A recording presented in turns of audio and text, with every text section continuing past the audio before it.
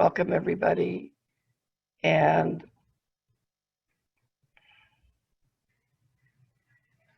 please say the words on the screen. We light this chalice, symbol of Unitarian Universalism.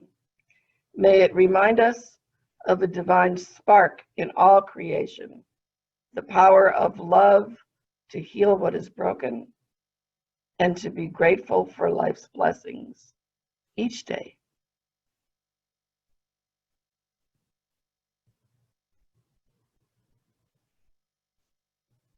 We also light every Sunday morning a candle to be mindful of and never forget our support for Black lives. We light this candle in solidarity with the Black Lives Matter movement and work for the day in which Black lives are treated equitably, with dignity and justice.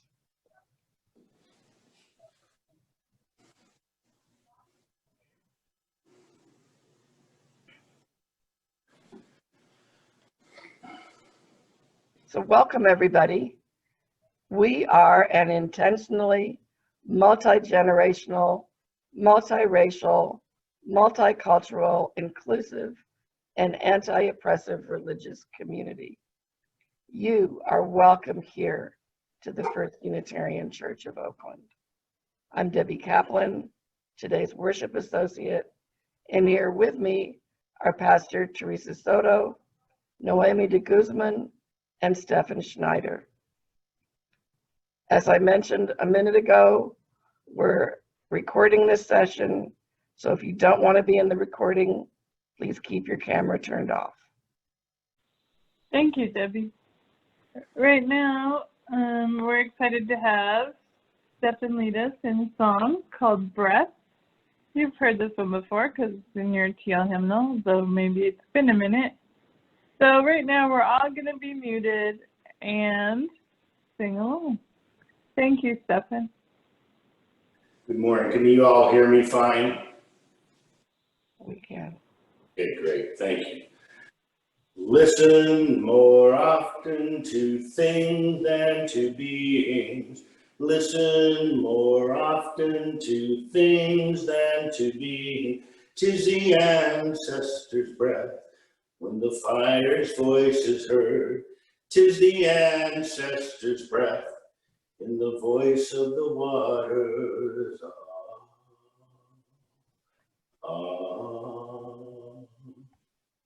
Those who have died have never left. The dead are not under the earth. They are in the rustling trees, they are in the groaning woods, they are in the crying grass, they are in the moaning rocks. The dead are not under the earth. Listen more often to things than to beings. Listen more often to things than to beings. 'Tis the ancestors' breath when the fire's voice is heard. 'Tis the ancestors' breath in the voice of the water.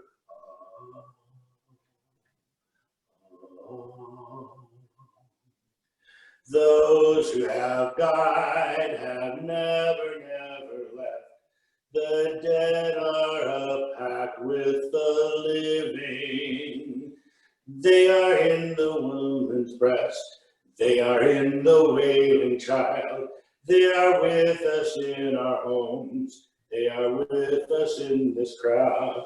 The dead have a pact with the living. Listen more often to things than to being. Listen more often to things than to be. 'Tis the ancestors' breath when the voice of the one is heard. 'Tis the ancestors' breath in the voice of the water.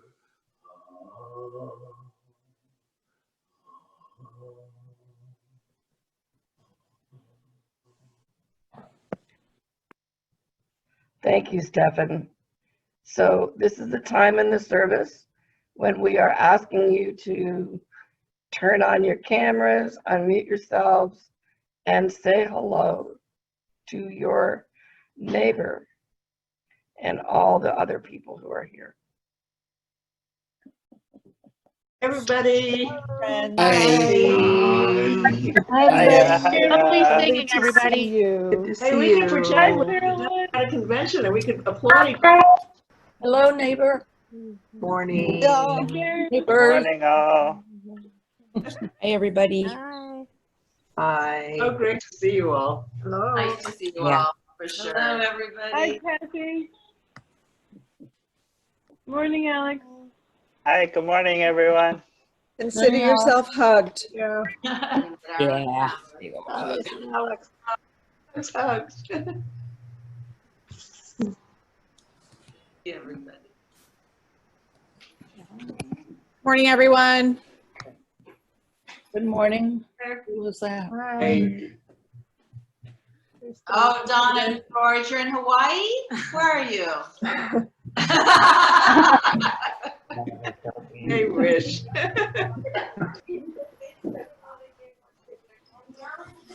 Look at how wonderful you look. Everybody waved. Hey, Gregory, come in here. People can't see you.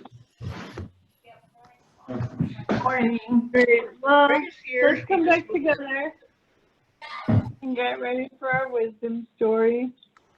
Today it's about a guy named Luke Key, and he is Haitian, and he decides to chop wood for money, and then an adventure ensues. So, listen for the parts where listening happens and listening doesn't happen. Ready? Okay. Go ahead and turn your video and your microphone off, and we'll get going on that. The story about the time Blue Key didn't listen. There once was a man named Blue Key. One day, Blue Key thought, well, what I can do is chop firewood and sell it to people to make money. I already have a little stack, but I should cut more. Blue Key climbed a tree. He figured he could sit on a nice thick branch and chop the branches closest to him. It would be easy that way. So he chopped, and he chopped, and he chopped. As Bluekie was busy chopping, a mysterious traveler came by. "Good afternoon, sir," he said to Bluekie. "I see you are busy chopping high up in that tree. Take care you do not chop the branch you are sitting on, or you will fall." Bluekie wiped his brow. "Thanks for the advice, sir." The stranger kept going steadily into the distance as Bluekie watched. Bluekie was getting hot and tired. The sun was shining on his arms, shoulders, face, and it was just really hot outside. What did that stranger know anyway? The branch he was sitting on would bring a good price. And so he chopped and chopped and chopped.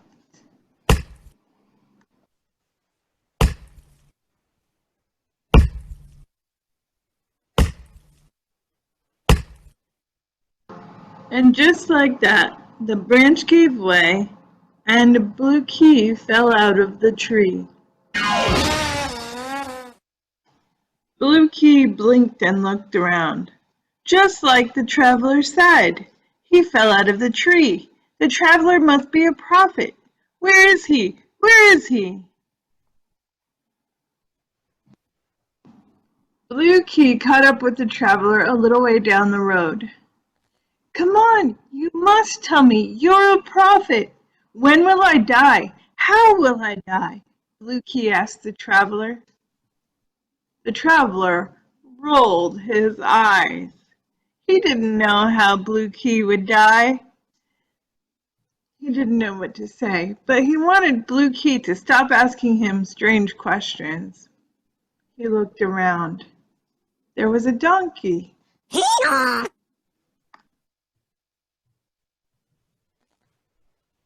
Well, sir, you will die when the donkey brays 3 times.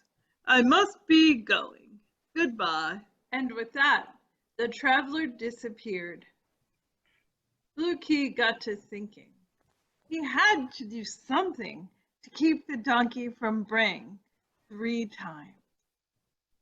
Blue Key thought of giving the donkey an apple.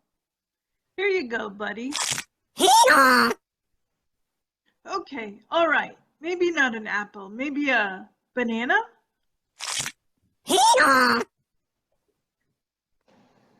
Well, bananas didn't work. Maybe some nice leafy greens. Hey, donkey, do you want some nice leafy greens? When the donkey cried out for the 3rd time, Blue Key fell over. He kept his eyes closed and kept very still. I think this is what dead people do, he said. But then his neighbors came by.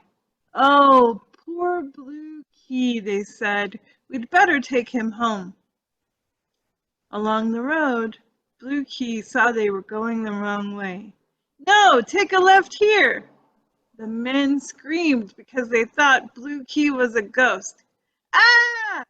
And they ran away. Blue Key lay there for a few minutes, his eyes closed, his body very still. And then his stomach started to rumble.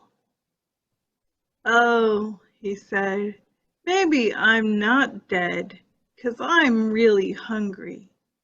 And Blue Key went home and ate a nice big plate of rice and beans. And that's what happened the day that Blue Key didn't listen.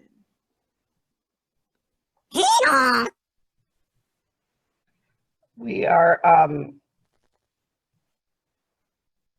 next going to hear a poem read in my voice by a woman, a Black African-American woman named Marilyn Nelson, who's a professor emerita of English at the University of Connecticut and a former chancellor of the American Academy of American Poets.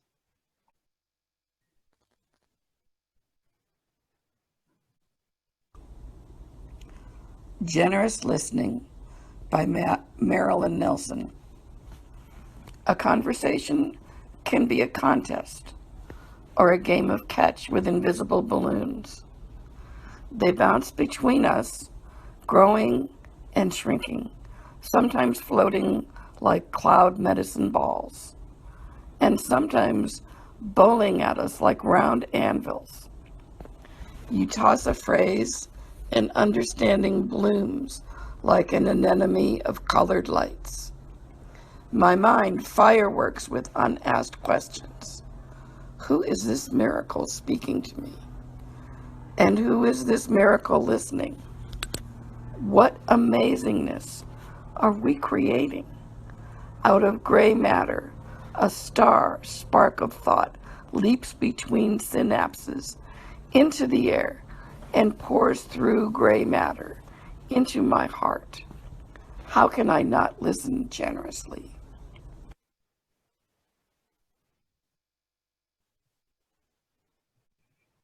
When I learned that the topic of today's service is sacred listening, I was really curious and had my own ideas about what I thought that might mean, but I immediately consulted Dr. Google and learned that sacred listening is actually a real thing.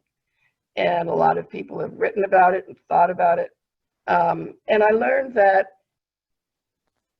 sacred listening requires you to respect the person that you're going to communicate with enough so that you can wait and really communicate in a sacred way. I thought about what is really involved in respecting other people. And of course, that is one of the key ways that we live with each other in our church. Sacred listening is really a way for us to handle all the distressing circumstances that we keep running up against in our lives, especially right now. It seems like it's just one thing on top of another. And being isolated and having to stay at home makes it so much worse. I really want to be heard. And that means having people that will listen to me and who know how to engage in what is called sacred listening.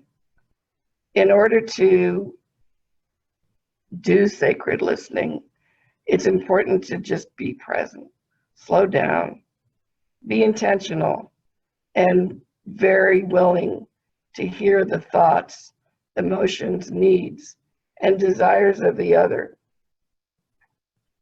I know for me, that also means being less interested, at least while I'm in a dyad with another person, in my own thoughts, emotions, needs, and desires, and really, really focusing on this other person. It's often a good thing if we can do it to create a sacred space for listening. Therapists do that with their offices, making them comfortable and special. We can also do that by finding a nice place outside, finding a comfortable place, a nice corner of Wenty Hall when we come back there. And then it's important to make it safe for the other person to express their true thoughts and feelings, something that we all are so wanting to do, to really say what we really feel, what we don't say most of the time. In order for that to happen, we have to be willing to take no offense and to make no judgment. In The Art of Sacred Listening, Kate Lindahl, an author who's written a lot about the subject, tells about a tribe that has no concept of crime. When a member of the tribe has done something against another or against the entire community that we would consider a crime, the entire tribe comes together in a circle with the offender in the center. Each person then says aloud what they love about that person. And when they've all spoken, they get up and leave. And the issue is never brought up again. This opens the heart of the offender, who's lost track of how much they love and are connected to their community. And they rejoin the community in love. The connection is the glue that holds the tribe together. And when we listen to each other, we create these bonds. One aspect of this idea of sacred listening that I thought about a lot is not judging. Because I recognize from myself that we hate to be judged. We will go out of our way and hide what we're really thinking in order to avoid being judged. On the other hand, I think it's human that there's a part of us that likes to judge other people. And I think we do that because it allows us for a moment to feel okay about ourselves. We're better than them. And that really, I think, is our own internal rebuke to that voice in our own heads that's usually saying that we're stupid, or that we're lazy, or that we're frauds, we're selfish. We get that voice to calm down by focusing on the faults of somebody else. But we know when we're being judged by another person, and nothing can get in the way more of really being able to be accepted for who you are, and knowing that that is what will happen when you say your truth.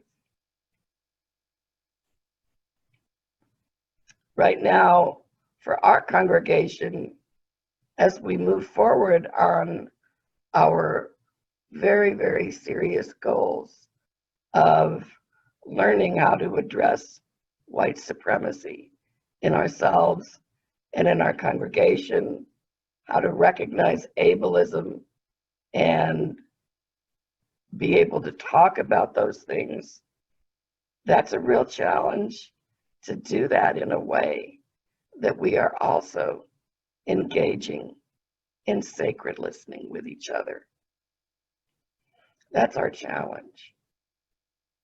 And it's a pretty big one. I believe that it is possible to do. I'm going to try. And I look forward to the day when we will all be back together and be able to look each other in person, in the eye, and engage in sacred conversations about all the things that really, really matter. I long for that time. I love you all very, very much, and so want to come back to the one place in my life that I know I really am accepted for who I am.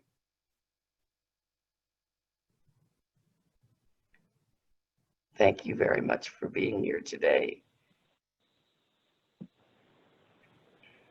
Thank you so much, Debbie. We really appreciate that reflection. Let's take a couple of smooth breaths. The next thing that we're going to do together is do some reflecting. So we're going to set up some questions. You'll have a chance, if you want, to use your hand raising function, but I won't be able to call on everyone at the same time or for every question. So please feel free to put your answers in the chat as well. Okay, that's the first part. There's going to be questions, going to call on some people, going to ask you to put answers in the chat for other folks so we can share the time well. The second thing is you're going to answer the question from the perspective of how you would answer it for someone learning about the congregation. And if you're learning about the congregation today, then maybe these answers will be instructive at the same time. So those are the two things. Answering both by using hand raising and by using chat, and answering them by thinking of how you would explain it to someone who doesn't know that much about the congregation. Are you ready? All right, so go ahead and turn on your thinking. Right now we're not turning on any showing yet, and we'll go for the first one.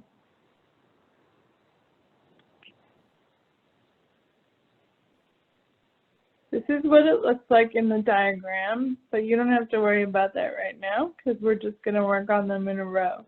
So we're going to talk about strengths, resources, and then location and Kairos moment. Kairos means grace. So in our case, we're talking about what we have the serendipity and flexibility to discover. So let's go ahead and work on those first ones. What is this community known for? And if you're a leader in one of the areas of ministry, you can feel free to share that connection. So we'll just take a couple of smooth, easy breaths while we think about what the people in the community are known for and what the community is known for. How would you share that with someone?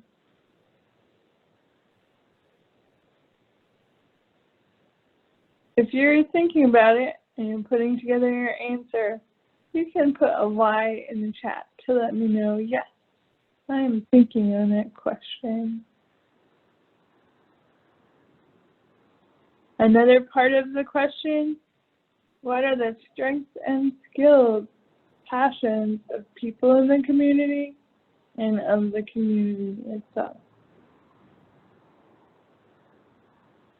I see those Y's. Good job. Who's ready to put an answer in the chat or raise their hand?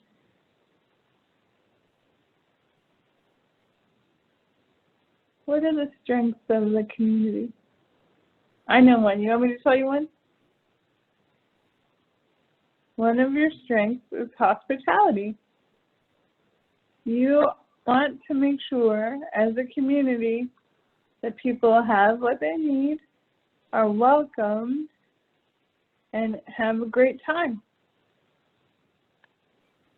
Oh, there we go.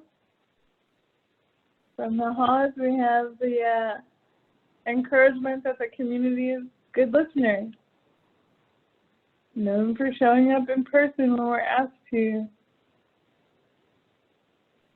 That's from Lucia. Thanks, Lucia. And open welcome, Linda mentioned. Yeah, those are some strengths and passions. We know that because we have a great core of people who have their attention on things like who's welcome, how do people learn. Let's go to our next section. You ready for another one? What kinds of resources does the community have right now?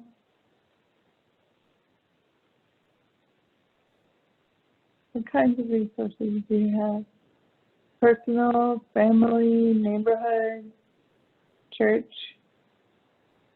time. The resources of mouth, thank you, Claudine. Singing and reading.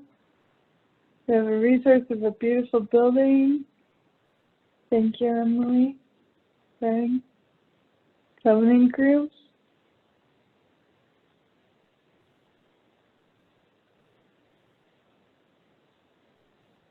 Lots of people recognize the building, but it's sad we can't use it right now. Connection with L. Baker Center. Meditation group. Talented and skilled members and friends. A lot of people with skills working in organizations. Growing endowment. Time and tech skills. Thoughtful caring. Shared ministry. That's a lot of resources, friends. These are going to be ongoing questions for us because as we answer them, we'll be learning more about how we want to be together. So it's okay. It's okay if you don't have an answer right this minute and you're still going to noodle it. It's okay if you're listening to the answers and collecting them. That's how this works. But if you don't lay out the question, then you never explore an answer, right? So let's go ahead to our next section.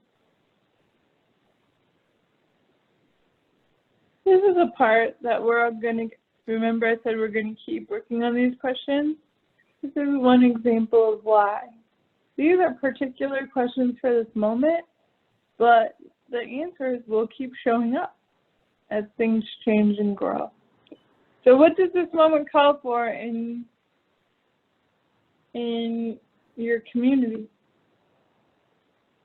What do you think this moment calls for?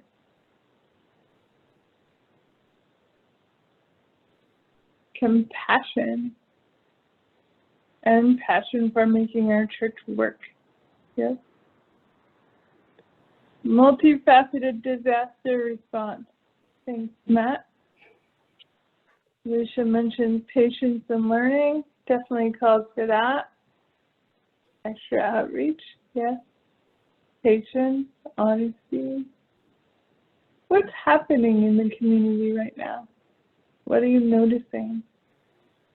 In Oakland, in your family, in your heart? And in that same way, the follow-up question is spiritual stirring. When we talk about spiritual, we're talking about the values underneath things, what matters, and also what moves our spirit, right? So that's a whole spectrum of ways to participate with spirituality. And what does the world need from you in your community, do you think? Compassion,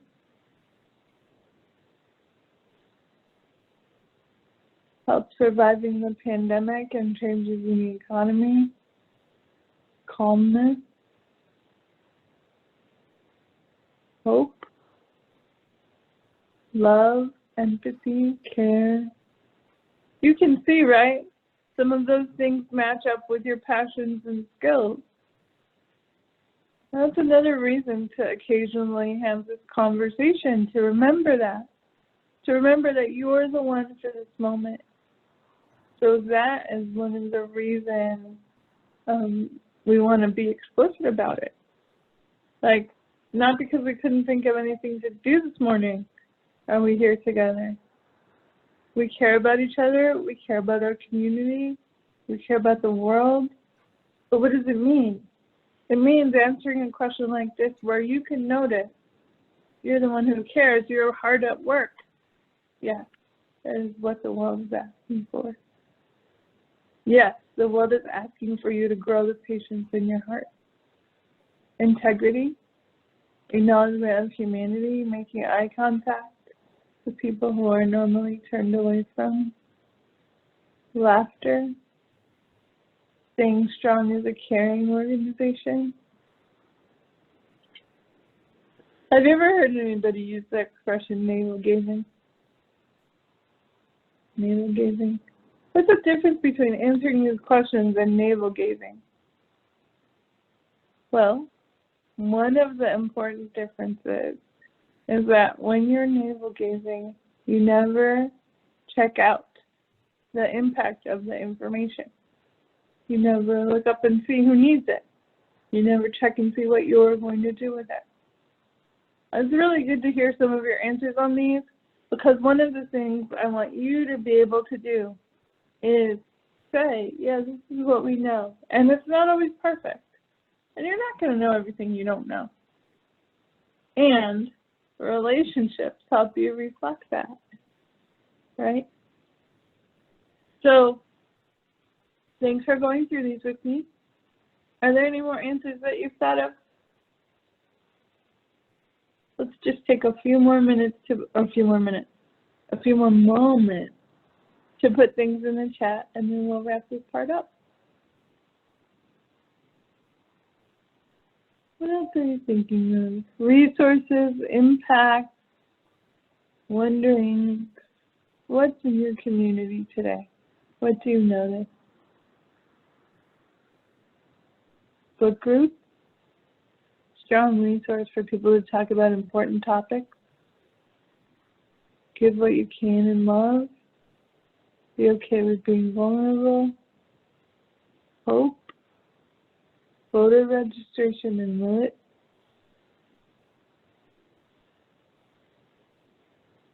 And we'll do one more section. Are you ready for the very last one? Outdoor neighborhood musical gathering. That's another expression of the human spirit, of staying together. I think we have one more quadrant we can check out. Here it is. It's about location. So these are going to be the last few that you contemplate, but they are the ones that include some action items that you're going to notice. So We know our location. What does it mean when we reflect on the neighborhood? One wonderful thing about having a social distance flower ritual earlier in the spring was that I did get to meet some of those people, talk to them that live in our neighborhood. And I am hoping for us to continue those connections, to really observe and connect with who's near us. What are the passions or needs in the neighborhood? I think for these questions, when we're talking about neighborhood, it's important for you to actually be a little bit nimble and answer them in two ways. The neighborhood of the church, where the building is, that's one center, right? But your neighborhood where you are is another center. So because our church reaches that great region, right? One of the things that means is that your neighborhood reach is multiples in that way. So when you think of these and when you continue to think of answers for yourself about what's your watershed, who's our congressional representation, sometimes it might be the same, sometimes you might have additional folks. And where do participants come from? Let's close with that note. In the chat, put where your house is. Put where your house is. If you don't have a house, you can put where you are right now. That's one of the things we're thinking of. Bringing all this with us.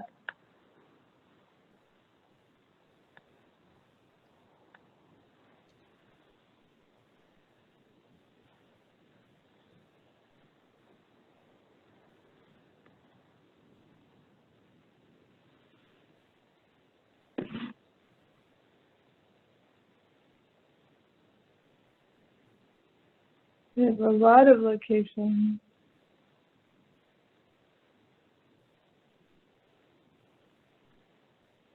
I'm finding it really moving when people orient their location to a body of water. That is a lot of how things actually work, right? The water is what keeps us alive, so it helps us to know the name and place of it.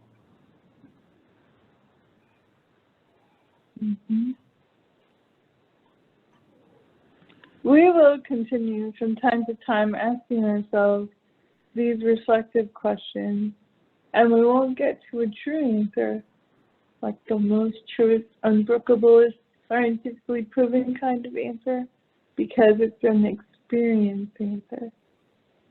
But your experiences matter, and they matter in how you're able to participate, both in the community and as you talk about it with others.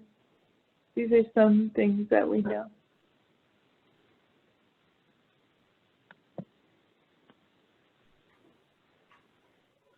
We're going to go ahead and enjoy a Tranquil Choir recording. It's a song called Dialogue.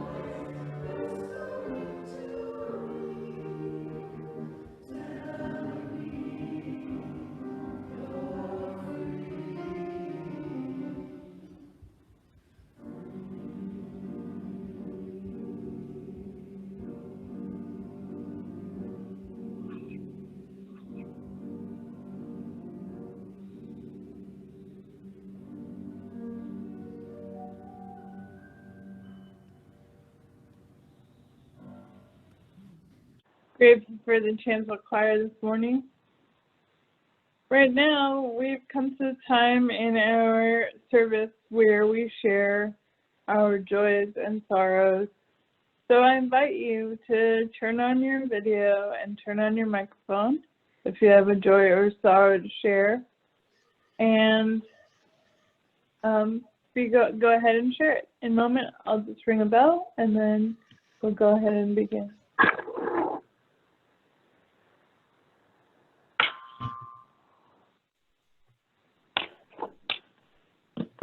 What do you have on your heart this morning? You can also put it in the chat and I can read it for you. I give thanks for our dear neighbors that live next door who have been here many years, and they are moving this week, and we will miss them dearly. Thanks, Mark. I have a happy birthday to my beloved Lila, who turned, can I say? Happy 55. birthday. 55 this week. Save lives. Good go. That's right. Happy birthday, 55. We're showing our age. I want to mark the 100th anniversary of women getting the vote in this country. Yay. I'm getting to the Yeah, Today the was white women. my mother was born today in 1914. She's been gone 10 years. Wow. With you today, Carol. Thank you. My father died 55 years ago this week. I still hold him in my heart so strongly. Mm-hmm. With you on that, Emily. Joe Wojtek and all the others in assisted living residents who aren't allowed visitors, including Emily Ransom as well, in assisted living. And gratitude for connecting with everyone. And Susan. There's a little more.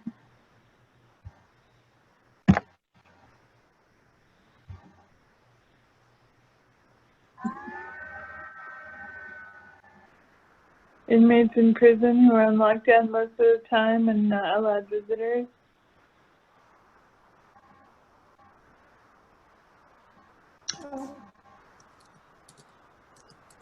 And for the Hayter Winnett family, heading away from smoke, I trust, to Sacramento. We pray for all those who have lost loved ones to COVID. And people who've lost loved ones, people in grief, definitely praying for them as well, holding them in our care. And also for people who are currently being treated for COVID. People currently being treated. Yep. Tamara mentions them as well. Brian, who's in the hospital. Oh. Brian's in the hospital? What?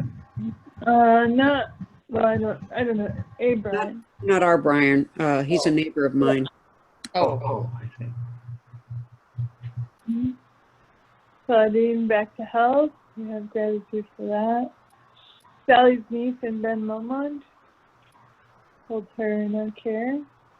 Sylvie Hodder. In the hospital on Wednesday night, but home now. We have gratitude for that. And All the people who've lost their homes to fire. people losing their homes. Firefighters in the middle of it. Medical workers. People who can't pay their rent and risk eviction. Junie and Kira, Yes, that would be me. holding them in our care. A few more moments. Animals caught in the fire. Drivers and passengers relying on rideshare.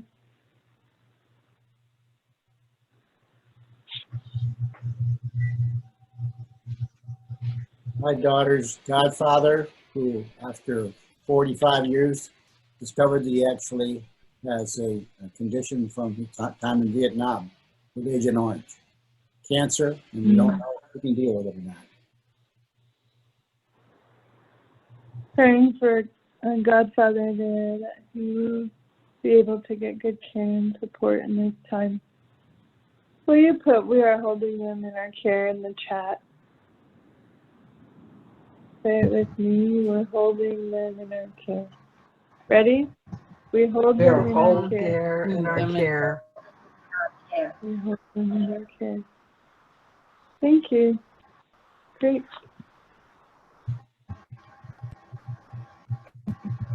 I'd like to lead us in just a word of prayer, and then we'll have a few moments of reflection. So just take a few smooth, easy breaths, and then we'll begin.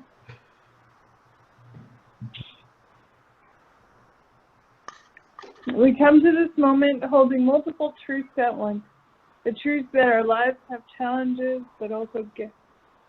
We find the gifts of connection, of care, and of open-ended possibility in the shared life of this congregation. We are grateful to the people we love in many constellations of relationships. We are grateful for those who give their love to us.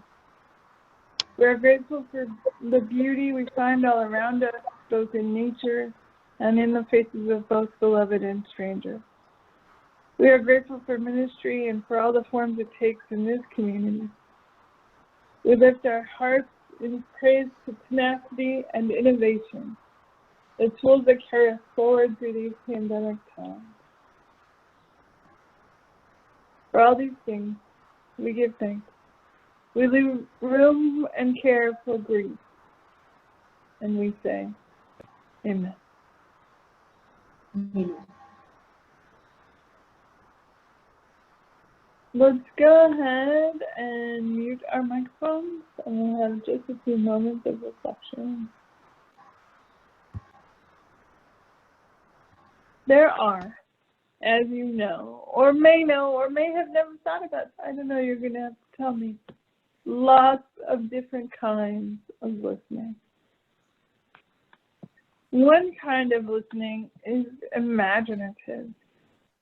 People imagine, and they actually do it in some ways, listening to the universe, like the stars and the things that are beyond the atmosphere.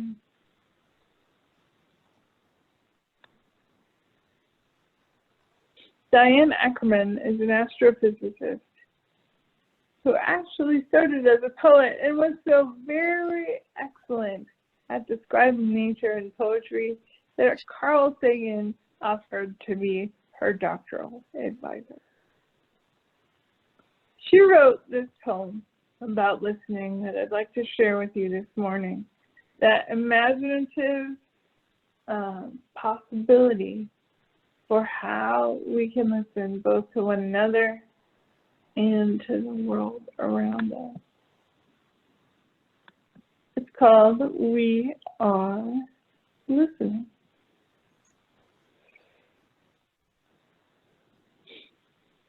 As our metal eyes wake to absolute night, where whispers fly from the beginning of time, we cup our ears to the heavens. We are listening. On the volcanic lips of Flagstaff, and in the great fields beyond Boston, in a great array that blooms like coral from the desert floor, on higher wire webs patrolled by computer spiders in Puerto Rico. We are listening for a sound beyond us, beyond sound, searching for a lighthouse in the breakwaters of our uncertainty, an electronic murmur, a brief, fragile I am. Small as tree frogs, sticking out one end of an endless swamp, we are listening through the longest night. We imagine which dawns between the life and the time of stars. Our voice trembles. Its own electric. We who mood like iguanas, who breathe sleep for a third of our lives, we who heat food to the steaminess of fresh prey, then feast with such baroque good manners, it grows cold. In mind gardens and on real verandas, we are listening. Wrapped among the Persian lilacs and the crickets, while radio telescopes roll their heads as if in anguish. With our scurrying minds and our lidless will and our lank, floppy bodies and our galloping yen and our deep cosmic loneliness and our starboard hearts, where love careens, we are listening. The small bipeds with the giant dream. So listening is a neutral concept, right? You can listen, you can not listen. Sometimes that's good, sometimes that's bad. Let me give you an example. Really actually talking about some of the times we can't listen, that includes bad advice. What's the worst advice you've ever gotten? When I asked this question, one of my friends who'd been in recovery for 27 years said, sometimes people say to me, I don't know why you have to make such a big deal. Just drink normally, which is the worst advice for a person with alcoholism. Like, nope, that's not gonna work. Won't be able to drink normally. Others told me about people telling them not to leave a bad relationship. You shouldn't get divorced. Staying together is better than getting divorced. Is that true? That sounds like some terrible advice not to listen to. You are loved in the uncertainty and the struggle. And for most people within the sounds of these words, this isn't your first struggle. You've already made it through some tough times to get to today. Take a moment right now to give yourself some credit. There were times you didn't think you'd make it, and other times when you were tired of trying. But making it to this moment counts as an accomplishment. And when you look back, you can think of the particular moment that you might even say preserved you, saved your life, and they were listening moments. Sometimes when we're in uncertain or difficult times, people who mean really well might say something that's like that advice and doesn't help. People find comfort for themselves in saying that everything happens for a reason. Have you heard that? For me, this doesn't ring true or encourage me to take next moves. It makes me feel puzzled that I can't always understand why bad things happen, or confused as to what the reason could possibly be. Recently, a friend comforted me with these words. Not everything happens for a reason, but there may always be a lesson we can find. How do we do better than advice givers? Why would we want to try? In 2013, Susan Silk and Barry Goldman wrote an article for the LA Times on this subject. It had some staying power because it addresses something we all want to know more about. The title, How Not to Say the Wrong Thing. Susan gives the example of having breast cancer and not wanting visitors after surgery. The person who said they wanted and needed to visit Susan said that it wasn't about Susan, it was about her. This left Susan wondering, my breast cancer isn't about me, it's about you? To avoid making the same kind of mistake, saying the wrong thing, not listening for wholeness, we're going to talk about the ring theory. Draw a circle. This is the center ring. In it, put the name of the person at the center of the current trauma. For Katie's aneurysm, that's Katie. Now draw a larger circle around the first one.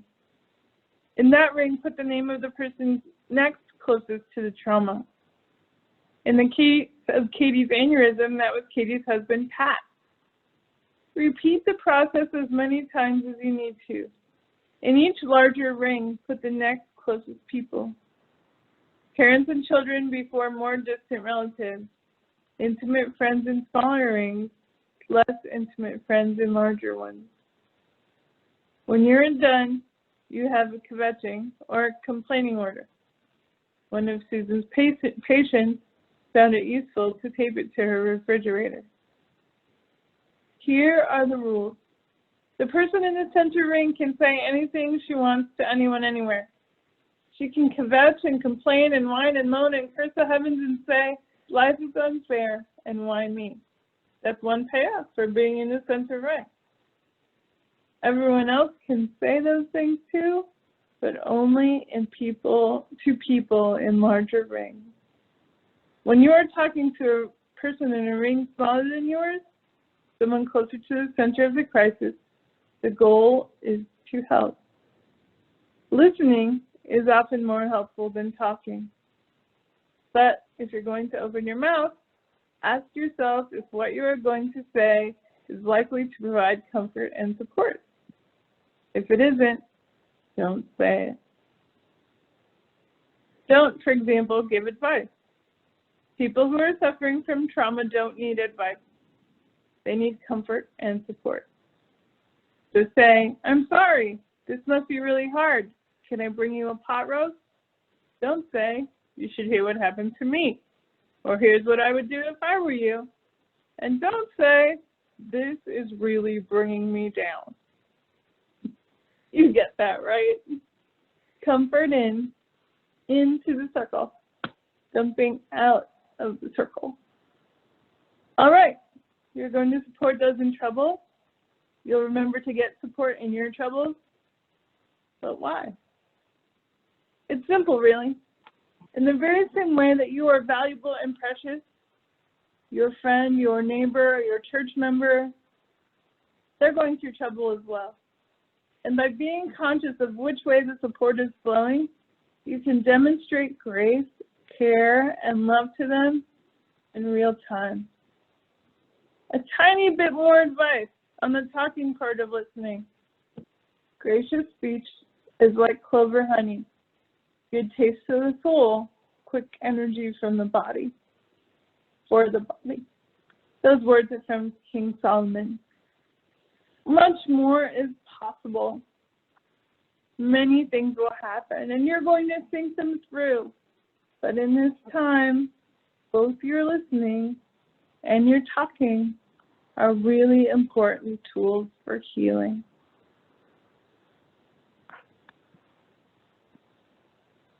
Next, we're going to have our invitation to generosity. Thanks, Debbie. The ways that we are involved in the community around us and with each other.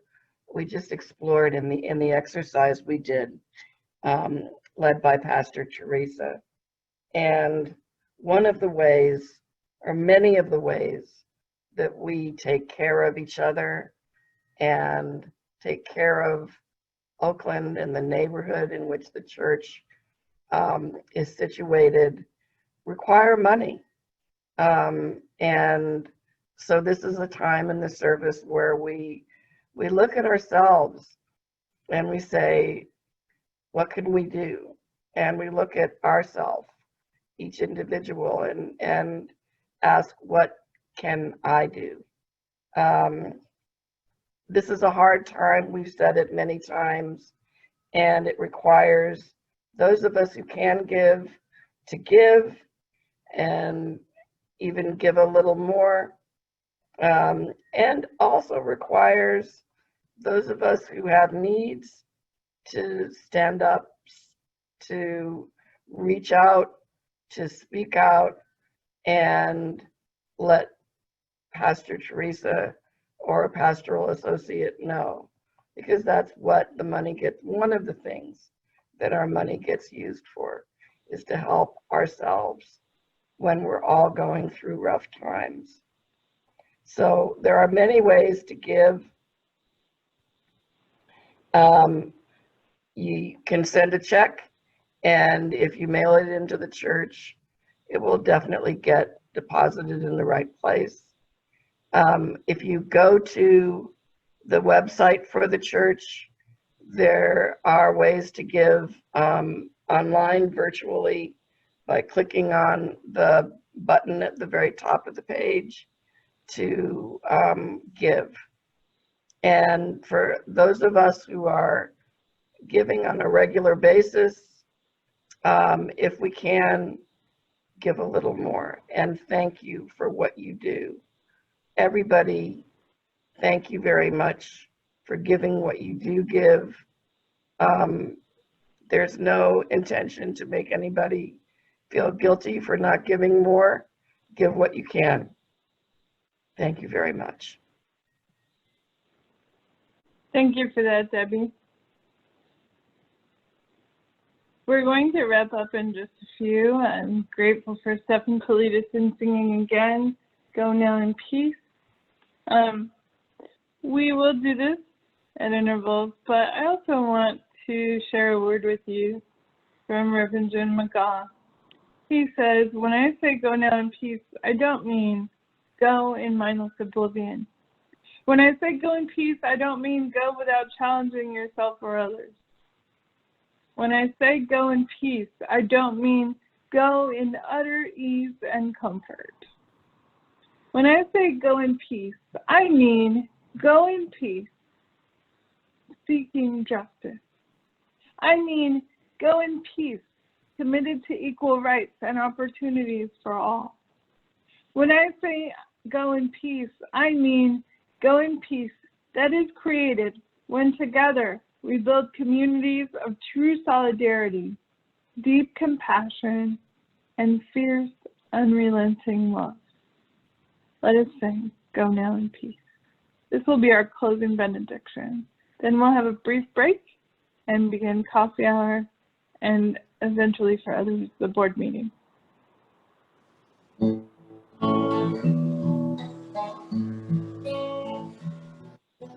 Go now in peace, go now in peace, may the world of love surround you everywhere, everywhere you may go.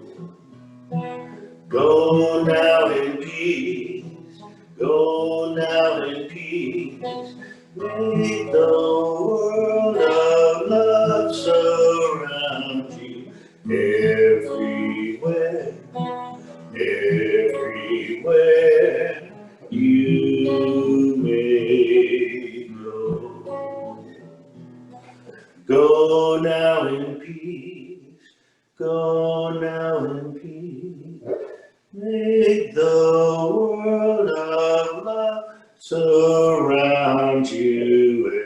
everywhere, everywhere you